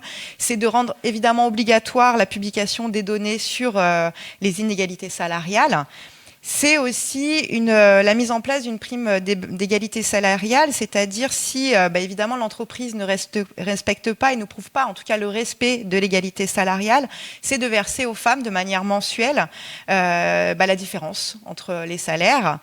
Mais c'est aussi des sanctions, de renforcer des sanctions financières et pénales vis-à-vis des employeurs qui ne respectent pas l'égalité entre les femmes et les hommes. Et on a parlé d'aide publique. On propose aussi de conditionner les aides publiques versées aux entreprises sur le respect de l'égalité entre les femmes et les hommes au niveau salarial. Et enfin, il y a une mesure qui nous semblait aussi importante, c'est sur le temps partiel, parce que c'est aussi un vide sur la question des temps partiels, notamment qui sont imposés aux femmes de manière plus majoritaire. C'est d'aligner en fait la rémunération des heures complémentaires pour les salariés à temps partiel sur la rémunération des heures supplémentaires pour les salariés à temps plein. Et donc, dans le but de dissuader évidemment ce recours bien trop facile pour les patrons de créer ces emplois très précaires, et on le sait sur les métiers dont on a parlé tout à l'heure, par exemple hôtesse de caisse avec des temps partiels imposés, en coupure, très mal payés. Donc voilà, c'est pour aussi compléter le dispositif de partage de la valeur tel que nous le voyons dans notre groupe politique, et de traiter évidemment cette question de l'égalité salariale entre les femmes et les hommes qui évidemment aujourd'hui n'est absolument pas concrète. Donc on va accompagner, on aura deux PPL pour être tout à fait complet sur cette question-là. Voilà, j'ai essayé de faire vite. Je vous remercie. Merci beaucoup, Marianne. Donc, j'ai passé la parole à Dominique Potier pour le groupe socialiste, le groupe parlementaire socialiste, et puis on finira avec Adrien Chloé. Voilà. Bonjour à tous, merci Aurélie pour cette initiative. J'arrive à l'instant, mais ma collaboratrice m'a rendu compte des travaux et de la teneur des débats, donc j'espère ne pas être trop décalé. Elle m'a demandé quelle était la position du groupe socialiste et ses travaux antérieurs. Moi, je voudrais simplement profiter pour qu'on soit une sorte de continuum du travail législatif, rappeler un rapport sur des écarts de salaire, sur le partage de la valeur que nous avions réalisé avec une députée de la majorité, comme c'est la règle habituellement, avec Graziella Melchior. Et ce rapport... il a 2 ans, il n'est pas très ancien, il n'est pas périmé, je veux dire, il est toujours pertinent. Moi, je vous invite à regarder un petit peu les données statistiques, les conclusions. Chacun est bien sûr libre d'en tirer des différentes, je vais vous donner les nôtres. Mais pour ce qui est des statistiques, c'est, je crois, une bonne documentation qui évite les idées reçues et d'aller un peu en profondeur dans les sujets. On a essayé dans ce rapport, autant qu'on a pu, de mettre l'accent sur le fait que le capitalisme financier n'avait non seulement déformé au long cours la part du capital et du travail, mais avait fini par corrompre l'allocation de la valeur au sein du monde du travail. Ça, c'est la nouvelle donne. Il y a une sorte de corruption entre le monde des actionnaires et des grands dirigeants. On peut parler d'une corruption morale, quoi, sur le plan... Ils sont lâchés, quoi. Il y a quelque chose qui s'est passé de tout à fait nouveau. Vous connaissez... La part capital travail, finalement, bouge peu en France. Elle est moins indécente que dans d'autres pays. Par contre, il y a une grande déformation au sein des élites sur le monde du travail. On avait fait un petit focus sur les questions du rapport. Comment passer de 9 tonnes à 2 tonnes de carbone dans un pays où il y a autant d'inégalités. Donc l'incidence du pouvoir d'achat, du pouvoir de vivre, comme on veut, sur la capacité à rentrer dans la transition. Et puis puis l'insoutenabilité des modes de vie des très hauts revenus avec l'écologie, mais là j'enfonce des portes ouvertes, surtout pour les participants qui sont ici. Peut-être venir directement aux conclusions qu'on en avait tirées. Elles sont inscrites dans un travail législatif, non seulement d'analyse, mais de PPL. Nous avions, avec Boris Vallaud, déposé dès 2017 la question de l'entreprise comme une question d'acteur politique au XXIe siècle, dans la foulée des grands travaux qui avaient été faits au Bernardin et ailleurs. On avait fait une série de 9 propositions. Et la période du Covid, qui ont été une sorte de vacances parlementaires, nous a permis d'écrire et d'approfondir un certain nombre de thèmes. On a ainsi déposé une proposition de loi sur le partage de la valeur, une autre sur les indicateurs de performance sociale et environnementale des entreprises, de scoring public, qui reprend en partie les délibérations de l'ANI, une partie des propositions de l'ANI touche à cette taxonomie de la RSE dans les placements financiers et dans l'intéressement. Nous avons travaillé sur ce sujet, et puis globalement, on porte la question de la codétermination. Voilà, donc on l'a refait dans différentes PPL thématiques qui ont eu plus ou moins de succès, certaines ont été explorées, et nous ont permis de voir les réserves de la majorité sur ces sujets, mais ce n'est pas une surprise. Notre position vis-à-vis de l'ANI, avant d'arriver aux propositions qui sont dans la continuité et anté-ANI, j'ai envie de dire, hein, et qui vont vivre après. Sur l'ANI, on a une position qui est assez permanente, c'est de dire que quand la démocratie sociale s'est exprimée, on peut penser que ça ne va pas assez loin, que le MEDEF a empêché d'eux, et tout ça, et on le pense comme vous, hein, mais on pense aussi par principe que la démocratie sociale, elle s'accomplit dans l'hémicycle, donc nous serons, alors sauf retournement, le groupe va discerner, mais la tendance lourde, c'est de dire on va voter l'ANI en respect de la démocratie sociale, dans une démarche principielle quasiment, au-delà du fond. Par contre, nous voulons à cette occasion faire 2 choses. Vérifier que la lettre respecte bien l'esprit, notamment sur ce point nodal sur lequel nous avons en commun des préoccupations, c'est comment est-ce que les parts d'intéressement, participation et autres instruments ne viennent pas consommer ce qui est dû au salaire. Donc là-dessus, je sais qu'on va être très attentif aux rédactions et à vos remarques pour qu'encore une fois, la lettre traduise l'esprit. Mais à part cette question-là, nous respecterons le corps des dispositifs de l'ANI. Nous apprêtons même, s'il n'était pas déformé, à le voter. Pour autant, nous entendons profiter de cette occasion pour faire valoir d'autres propositions et à l'avenir, préparer d'autres propositions de loi dans nos niches parlementaires, avec vous, avec d'autres. Enfin, on cherche les voix de tout ça. Alors, quelles sont les propositions issues? J'ai encore 2 minutes. Je ne connais pas trop les règles. Ouais. D'accord. Alors, les 10 propositions... Pardon? Non, mais je ne vais même pas les détailler. Hein. Je vais vous donner les plus géniales. En toute humilité. Non. C'est depuis très longtemps, et c'est pas la mode, et là on est plus à gauche que d'autres. On pense que le bon écart, c'est de 1 à 12. On s'était inspiré des travaux de Gaël Giraud et voilà, donc on avait repris le... Pardon? Donc non, c'est pour les gars, on avait dit, on a toujours de 1 à 12. Alors, on sait que la Constitution, c'est impossible. Donc on a trouvé, c'était, je ne sais plus quel syndicaliste nous avait soufflé l'idée, on l'a vérifié au Conseil d'État en off, ça vole, et on trouve qu'on est très fiers de cette idée, c'est qu'au-delà de 12 fois, alors il y a des variantes, 12 fois le SMIC ou 12 fois le salaire médian des 10% les plus en bas de l'échelle, c'est non déductible de l'impôt sur les sociétés. Donc ça claque, hein, ça fait 2,4 milliards d'IS en plus qui rentrent dans les caisses de l'État. C'est les chiffres 2020, calculés INSEE, enfin c'est du solide. Ou c'est 9 milliards à redistribuer, et 9 milliards sur 5 millions de salariés, à quelque chose près, ça faisait 230 €. Voilà. Bon, bref, on arrive sur des sommes suivant ce qu'on prend. Si on prend en dessous du revenu médian, c'est 100 balles sur la fiche de paye, à coût égal pour l'entreprise, hein, à compétitivité égale, pour reprendre les termes du patronat et du gouvernement. On peut redistribuer sur la base de ce facteur 12, ou alors avoir 2,4 milliards qui soient redistribués sous la forme de primes d'activité et compagnie. Mais on se méfie de ces poches à pauvreté, donc on se préférait un mécanisme salarial de redistribution et une incitation à ce mécanisme salarial par... voilà. Bon. Plus largement, on est assez partisan d'un IS qui soit proportionné à des dynamiques RSE et de partage de la valeur. Autrement dit, et ça c'est un peu un principe philosophique, c'est que plus l'entreprise, dans son partage de la valeur, prévient la création des inégalités, moins l'État aura à les réparer, entre guillemets, par la redistribution. Donc plus elle pourrait on pourrait amenuiser à iso-fiscalité, on pourrait avoir des entreprises qui payent moins d'impôts et d'autres plus, en fonction de l'effort qu'elles font, notamment sur la partie la question du partage de la valeur. C'est une idée qui nous paraissait innovante, et finalement cette non-déductibilité de l'IS à facteur 12 n'en est qu'une esquisse, c'est une fiscalité dynamique et qui favorise, ça on l'a vu dans d'autres domaines, dans l'après-guerre, ça a été fait massivement dans le monde agricole, et ça a été incité des modèles coopératifs par rapport à des modèles capitalistes. Donc la fiscalité est un moyen puissant, et nous aimerions la mettre au service d'un meilleur partage de la valeur. limiter dans les écarts de rémunération, accroître les obligations de transparence dans les grandes entreprises. La loi Pacte avait prévu, je vais pas réviser, pardon, avait révisé de communiquer sur les écarts de salaire, et de fait, là, on a raté ça au moment de l'évaluation de la loi, on n'est pas assez nombreux, on n'a pas assez de temps et tout, mais c'est pas fait, on sait que c'est pas fait. Les communications de transparence sur les écarts de valeur ne sont pas faites. Et puis la maille de cette transparence n'est pas pertinente. Et après avoir analysé où se trouvent vraiment les poches d'indécence, nous avions proposé un top 10 de l'entreprise, des ratios d'équité des écarts de rémunération au sein de l'ensemble du groupe complété par décile et au centile pour les sociétés de plus de 5000 salariés. Donc on avait déterminé, avec Razalia Melchior, et on avait voté ensemble, le fait qu'il y avait une maille pertinente pour déterminer où se passaient vraiment les poches de déformation de la valeur. Très important, je pense que vous l'avez évoqué aussi, lever le voile de la sous-traitance.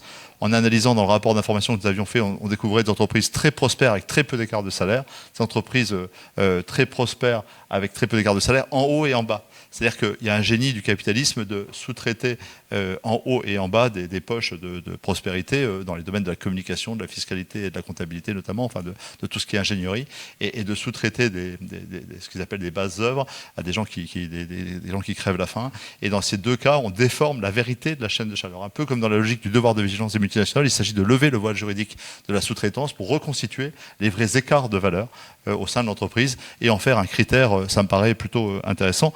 En tout cas, c'est l'information qui pourrait changer.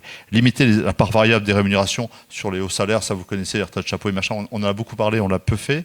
Améliorer l'étude d'analyse sur la question du partage de la valeur, on a été stupéfait qu'il n'y ait pas dans notre pays, entre le FCE, l'INSEE, le Trésor, etc., d'outils statistiques stables. Il faut aller chercher l'information. Donc il y a un problème de documentation et pour dire, dans une logique libérale de transparence de l'information. Non, mais je le dis, dans une société libérale au sens philosophique, on devrait savoir. On ne sait pas. C'est mal renseigné, mal documenté. On parlait créer un indicateur de partage de la valeur ajoutée dans l'entreprise, de rééquilibrer et de renouveler le dialogue social, ça c'est un peu blabla. Permettre à tous, enfin on y croit, mais c'est un vœu pieux à ce stade, permettre à tous de bénéficier de la participation. Alors ça c'est un peu accompli, et on proposait de partir plutôt sur le chiffre. Alors vous savez, c'est le chiffre d'or, la formule d'or que tout le monde veut réviser. Donc on proposait un truc simple, on part du revenu comptable pour la participation plutôt que du revenu fiscal, ce qui permet un partage en amont de l'optimisation fiscale, qui est un sport national, surtout pour les grands groupes. Enfin, on proposait, alors ça c'est notre petit, c'est pas un gadget, ça j'y crois, c'est entre la société d'économie sociale et les sociétés traditionnelles, il y a la SAPO. C'est un truc qui a été inventé par il y a un siècle par comment c'est la rue à côté, Aristide Briand, oui. Par Aristide Briand, c'est après-guerre, il fallait moraliser le capitalisme et tout. C'est les salariés sont actionnaires de l'entreprise avec des parts incessibles et ils participent à même hauteur de dividendes que machin. Donc c'est une formule mixte entre l'économie sociale et l'économie capitaliste qui nous paraissait une des voies à explorer. Ça décolle pas, alors que c'est prêt, on l'avait amélioré dans Pacte, ça ne décolle pas. Et enfin, et surtout, pour nous, la gouvernance, c'est pas seulement l'ANI, c'est pas seulement la loi dans l'hémicycle, c'est la démocratie dans l'entreprise. Pour nous, ça prend le nom de la codétermination, et c'est un combat ancien pour les socialistes. Merci. Merci beaucoup. Je passe la parole maintenant pour finir à Adrien Clouet. Je pense qu'on aura un peu de temps pour quelques questions-réponses de la part des journalistes. Je crois, excuser Luc Mathieu qui a une grosse contrainte, voilà, et qui avait prévenu à l'avance. Merci beaucoup pour votre participation.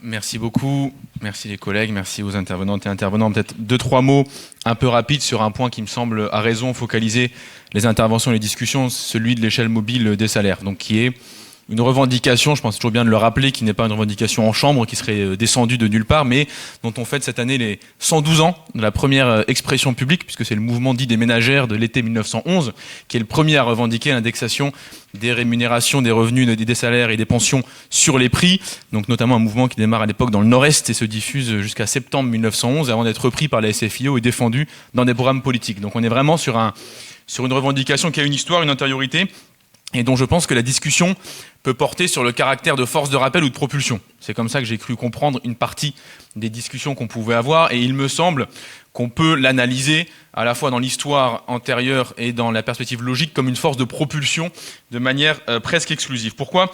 D'abord parce que établir cette échelle mobile, c'est-à-dire, je le rappelle, avoir un principe fondamental que les salaires rattrapent les prix, même si on notera là aussi que ce n'est jamais total et ce n'est jamais parfait, parce qu'il y a ce qu'on appelle l'effet de palier, c'est-à-dire si vous rattraperez les prix 3 mois plus tard, vous avez forcément pendant 3 mois une déperdition de pouvoir d'achat qui, elle, n'aura pas rétroactivement de rappel. Donc dans tous les cas, par ailleurs, le patronat y gagne, même dans le cadre de l'échelle mobile. Mais déjà, si on mettait en place l'échelle mobile, d'abord, vous avez un effet de lissage intersectoriel, c'est-à-dire que les secteurs qui, eux, ont une évolution qui est inférieure à l'inflation ont un effet de rattrapage, ce qui, du coup, provoque une hausse globale des salaires par un effet d'entraînement. Ça crée, en fait, des boucles de consommation qui, elles, sont favorables. Deuxièmement, il y a une réflexion à avoir sur la question calendaire. On sait que les indexations ont un effet plus ou moins efficace au moment de l'année où elles se situent. Il est évidemment important qu'elles aient lieu après les NAO. Parce que si elles ont lieu avant les NAO, elles constituent un point de repère maximum, effectivement, dans le cadre des négociations. Si elles ont lieu après les NAO, elles font un point de rappel en cas d'augmentation qui ont un caractère insuffisant. Enfin, et troisièmement, un des enjeux, me semble-t-il, historiques, en tout cas une des raisons pour lesquelles a pu être proposée, défendue l'indexation, c'est aussi pour orienter les projets d'investissement. Faire en sorte qu'un projet d'investissement ait une rentabilité qui soit contrainte par la hausse des salaires réels et qu'il ne puisse du coup pas être financé ni solvable par une diminution du salaire réel qui pourrait résulter de l'ensemble des processus de production qui ont été mis en branle. Bref, ces différents outils, je pense, plaident effectivement pour avoir un maintien minimum des salaires par ce biais-là, et en plus, avoir une réflexion qui, alors si on va dans les débats économiques, je pense notamment à Serge-Christophe Kolm, il y avait les grands débats des années 80 sur le sujet, il me semble que l'échelle mobile, l'indexation, a aussi finalement un effet qui parfois est contre-intuitif, en tout cas n'est rarement présenté ainsi, de contrôle des prix. Dès lors que vous dites aux employeurs que toute augmentation, répercussion dans leurs prix, afin d'avoir une plus-value supplémentaire, verra une compensation par leur propre salaire, vous les liez eux-mêmes au dispositif de plus-value extra, si on prend un terme parfois un peu traditionnel pour le dire rapidement, mais en tout cas les empêche de provisionner sur le dos des autres sans effet de rattrapage qui les concernerait eux-mêmes et elles-mêmes. Et en plus, peut-être l'effet le plus important, c'est que ça dissocie dans le monde des propriétaires, ça dissocie employeurs et spéculateurs. Le fait d'avoir l'échelle mobile place les employeurs dans une position de confrontation par rapport aux spéculateurs, puisque la hausse provoquée par les uns sera payée par les autres. Et donc ça a un rôle essentiel de rupture en fait, de tout groupement, on va dire, à caractère de classe, en tout cas de tout groupement entre propriétaires des moyens de production autour de cette ligne de fracture. Dès lors, se pose la question de savoir comment on se projette dans une telle lutte, parce que lorsqu'on a acté le principe d'échelle mobile des salaires, on n'est évidemment pas dans un moment où on aurait abrogé les luttes sociales. En revanche, on les déplace sur autre chose, et notamment, il faut être très vigilant sur l'histoire qu'on a eue en France de 52 et 82, où l'enjeu de la lutte était moins finalement le niveau des salaires que la composition du panier de biens. C'est-à-dire comment on calculait l'indice de référence. Il y a eu toutes sortes de magouilles et de malversations, même de la part des gouvernements successifs, notamment de Soupinet, pour essayer de retirer une partie des biens pour diminuer en réalité les salaires, en tout cas ne pas les monter au niveau de l'inflation telle qu'elle a été ressentie par les ménages, mais plutôt telle qu'elle a été calculée au niveau de l'INSEE. C'est le débat qu'on a aujourd'hui en Belgique avec ce qu'on appelle l'indice santé, c'est-à-dire pour faire le bien des gens, on retire les clopes et différentes formes de production et de consommation qui seraient des consommations malsaines, mais qui ont comme grand avantage de baisser le niveau d'inflation théorique et donc d'éviter aux salaires d'avoir ce rattrapage. Bref, donc un des horizons de réflexion est de savoir comment on choisit le panier de biens dans ces conditions-là, parce que c'est ça qui va jouer à 1 ou 2% sur le niveau final des salaires. Et enfin, peut-être le deuxième point, mais celui-là, je m'arrête en 30 secondes dessus, je te sens me regarder dans le dos, c'est très stressant. Ça l'est moins que Braun-Pivet, mais quand même. Ça pose aussi une seconde question qui est celle de la nature des rémunérations. On parlait à l'instant des primes. Il me semble que là aussi, les primes ont quand même un double aspect qu'il faut bien tenir en compte. Le premier, qui est peut-être le plus évident, c'est l'aspect de coût différé, c'est-à-dire que toute prime versée à un salarié est généralement un non-revenu qui lui sera versé ultérieurement. Il faut bien avoir en tête, souvent on fait la comparaison entre un instant T, le montant de la prime qui est versé et le montant des prestations qui sont versées, type retraite. Or, c'est pas comme ça qu'il faut le faire, parce que les prestations qui sont versées lorsque le même salarié sera lui-même à la retraite vont durer plus longtemps. Et donc, en fait, il y a un décalage dans le temps important. Et souvent, en faisant ce calcul à un instant T, on se dit, mais en fait, si jamais il avait 18 ans de retraite, combien ça va lui coûter l'absence de prime par rapport à la prime en termes de rémunération, enfin de financement de la Sécu. Et donc, on a des effets de décalage dans le temps comme ça qui sont extrêmement coûteux pour les budgets. Et par ailleurs, en termes d'épargne individuelle, parce que vous avez des gens qui, au lieu de consommer, du coup, épargnent. Donc, ça a aussi un grand enjeu pour dicter les comportements que celui de la prime qui limite finalement la consommation dès lors que les individus anticipent qu'ils auront un manque de revenus lorsqu'ils pourront liquider leurs droits, que ce soit des droits à l'assurance chômage, à l'assurance vieillesse, etc., etc. Bon, c'est quelques éléments de réflexion que je voulais apporter au débat. Et je m'arrête là, Aurélie.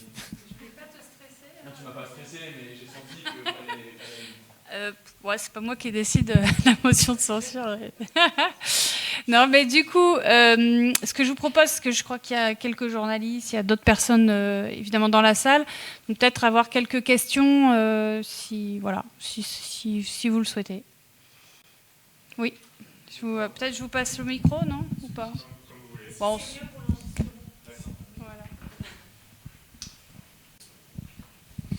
Merci, Franz Duru, Libération. En fait, j'ai une question par rapport à votre proposition de loi et par rapport à l'examen du PJL sur le partage de la valeur. Je me demandais du coup quel était l'avenir de votre proposition de loi. Est-ce que vous comptez, est-ce que vous espérez pouvoir la faire examiner telle quelle, ou à défaut, est-ce que vous envisagez de reprendre certains de ces articles et de les proposer comme amendement lors de l'examen du PJL partage de la valeur, ce qui du coup ne respecterait pas trop l'esprit de la traduction littérale de l'ANI. Voilà. Adressé au chef de file, je ne sais pas lequel. Alors peut-être on va prendre une deuxième question. Non, vous en avez. Je ne sais pas s'il y en a d'autres.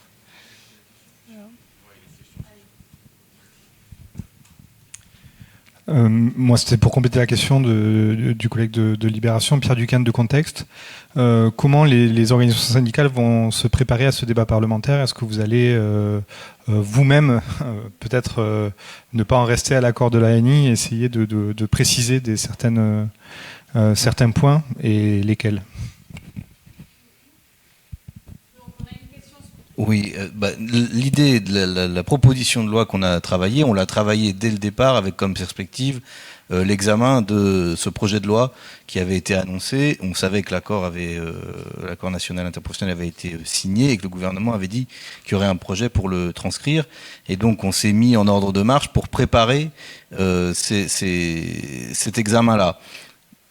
À court terme, cette proposition de loi, elle va vivre à travers les amendements qu'on va en tirer dans ce cadre-là, avec la limite du fait qu'il faut arriver à les raccrocher à un objet du texte. Pour nous, il nous semble que, comme beaucoup portent sur la question des salaires, si on nous oppose que des amendements sur la question des salaires ne sont pas recevables dans un texte qui traite du partage de la valeur, ça sera un aveu, très clairement. On pense qu'il y a quand même manière, en tout cas sur un certain point, à avancer. Ensuite, évidemment que la question pourra se poser de l'examen de la proposition de loi complète à l'occasion peut-être d'une niche, mais vous savez, dans les niches, on fait des textes généralement assez courts parce qu'on a peu de temps. Ceci dit, ce qu'a dit Marianne Maximi sur les mesures sur l'égalité salariale entre les hommes et les femmes, qui sont à l'article 1er du projet de loi, là, clairement, normalement, il ne devrait pas y avoir de discussion là-dessus, ça c'est certain. Et même sur le reste, dès qu'on touche intéressement, participation, effet d'éviction, comme ça a été évoqué par Eva Sass et puis par certains des intervenants, pour nous, la discussion de ce texte, au-delà de l'ANI, ça doit être une discussion sur la question des salaires, sur la question de la rémunération des salariés, d'autant qu'on ne sait pas s'il y aura d'autres possibilités et d'autres textes pour le faire. Donc nous, c'est une des revendications, si je peux parler ainsi, en tout cas une des exigences qu'on porte, et une de nos intentions, c'est de faire de ce débat, pas seulement un débat d'enregistrement d'un accord interprofessionnel qui aurait été signé, mais un moment de débat parlementaire et législatif sur la question des salaires et du partage des richesses plus globalement.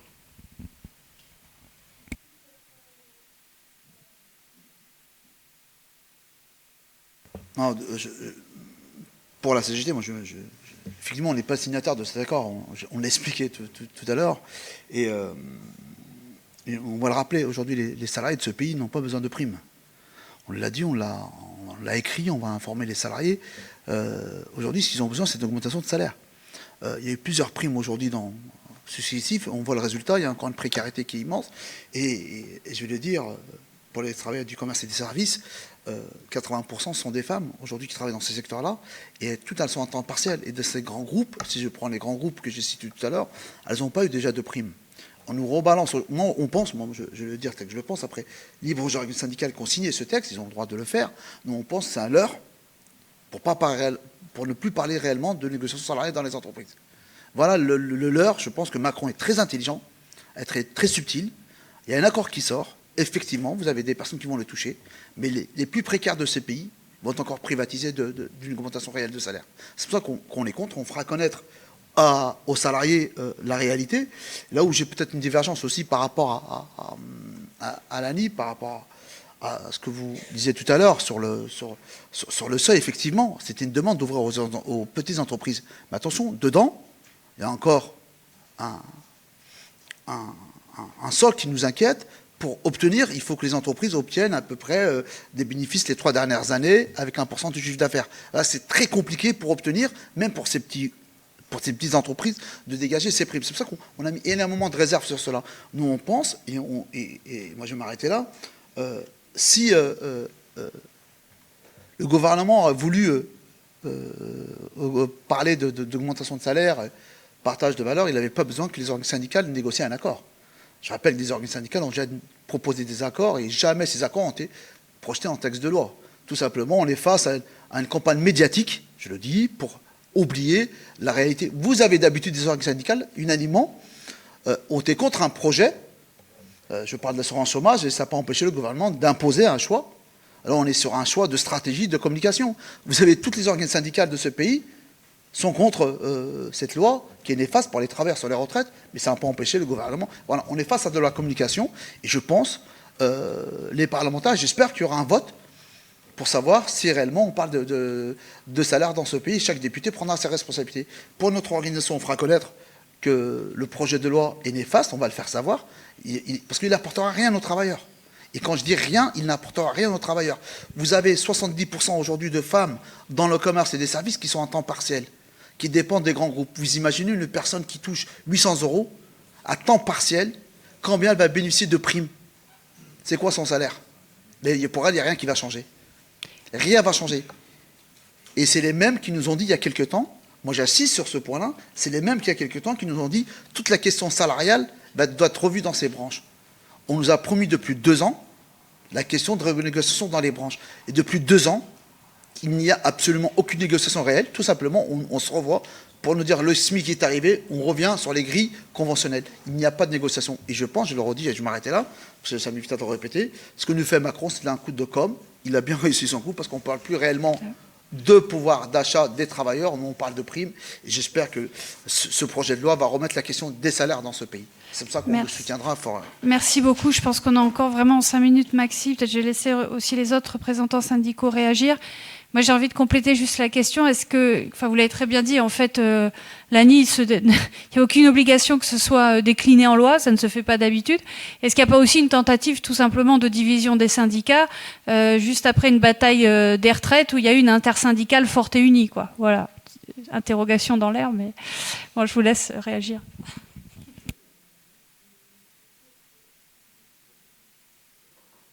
Oui, parce que je voulais simplement dire, effectivement, les primes, ça masque la nécessité d'augmenter les salaires sur un plan global.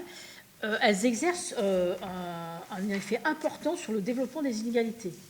Il n'y a pas eu des tas de rapports et d'études là-dessus. Plus les primes se développent, dans le public comme dans le privé d'ailleurs, plus les inégalités augmentent. Le blocage d'ailleurs des salaires génère des augmentations au travers des primes au bénéfice de l'encadrement sur le plan global, des hauts cadres, et vient bloquer en fait les plus bas salaires qui ne bénéficieront qu'en en début de carrière et pour les salaires planchers que de la revalorisation du SMIC.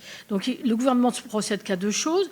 La revalorisation du SMIC qui voit grossir de plus en plus les salariés SMICadisés, parce que entre les primes octroyées aux cadres, le petit coup de revalo octroyé aux SMICards, il s'effectue un phénomène de ce qu'on appelle le tassement des grilles de classification c'est le même phénomène dans le public, où on s'aperçoit que, effectivement, le nombre de salariés au SMIC ou à l'indice minimum de traitement qui est au SMIC dans le public augmente, et tandis que la rémunération de certains augmente là les primes.